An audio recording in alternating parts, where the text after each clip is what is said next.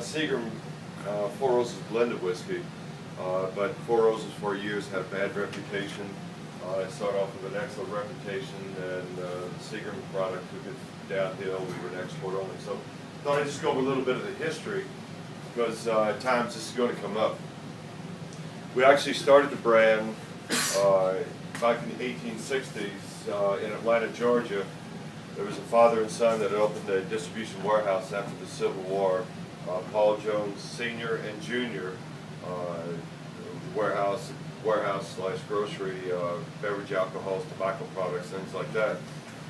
And Paul Jr. became interested in distillation and eventually purchased a distillery near Atlanta that was recently begun making corn whiskey. During this time, he was also courting a young lady in Atlanta, and after a period of courtship, he had decided to ask for her hand in marriage. And I always go over this is the story behind the name, because it's unusual to see bourbon, which over the years has had a masculine or macho type image, to see a bourbon with roses in the name on something that looks like a yellow label, red roses on the label. There was a story behind the name, and that was Paul Jr. when he had asked for the lady's hand in marriage. They decided eventually, after they were coming up on a grand ball that they were to attend together in Atlanta, they decided that if she were to accept his proposal of marriage, that she would signify so that evening by wearing a corsage of 4 red roses. And if the answer were no, she would wear 3 roses. So she wore the 4 roses, and in honor of that, the passion that he named the whiskey he was making, and just purchased 4 roses. I had no idea for years the significance of why 4 roses, not 2 or 6 or whatever. And it was 4 or 5 years ago, I guess it was in November, that Kentucky had brought writers from around the United States to promote Kentucky tourism, and the state had asked Jimmy Russell, the Master Distiller, Wild Turkey, and myself to host a welcoming party for all the media that had come into Louisville.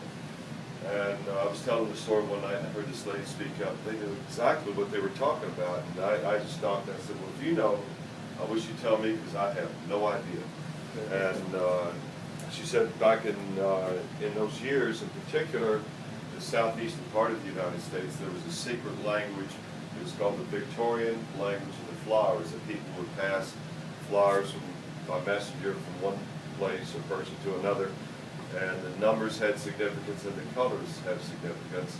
You can walk in a florist today, and if you want to buy something on Valentine's Day, it's generally red, because red signifies love and passion. I'd have to be careful if I ever gave yellow flowers, whether it be roses or something else, to my wife, because that would signify the beginning of the end. So, but different colors have different meanings. And as far as the numbers go, and I'll take her explanation and reduce it, just paraphrase, but the issuance or the passing of one flower to another person would signify a contract of some kind, in this case a proposal. If 2 flowers are received back, that just lets somebody know that the message has been received. And eventually, if 3 flowers are returned, the answer is no to the contract, and 4 coming back would mean an acceptance of the contract or proposal in this case.